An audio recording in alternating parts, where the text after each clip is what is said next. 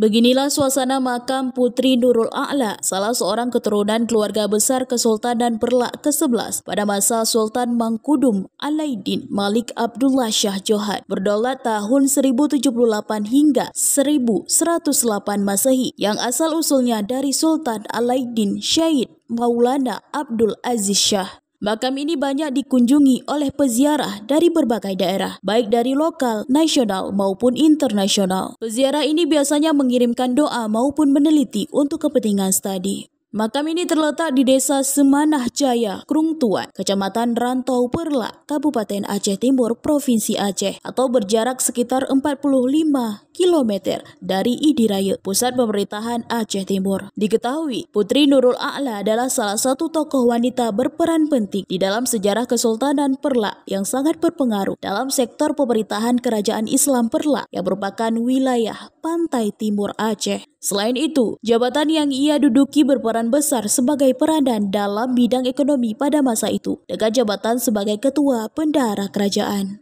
Ini makam Putri Nurul A'la. Beliau adalah putri dari Sultan ke-11 Kerajaan Kesultanan Perlak. Yang pusat kerajaan Perlak itu ada di Payamligo, di kota Perlak. Dan di sini beliau di pusat kerajaan Perlak kuno, itu tepatnya di Semanah.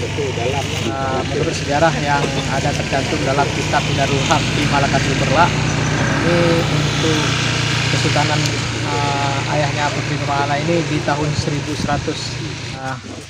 Mereka itu berkunjung, yang pertama udah pasti berziarah, kemudian untuk napak tilas sejarah, karena ini memang makam tertua juga kan, cikal bakal Islam di Asia Tenggara, di Nusantara. Dari sini mungkin dari keturunan Abdul Aziz Shah. Dari Kabupaten Aceh Timur, Romi Syaputra melaporkan untuk Puja TV.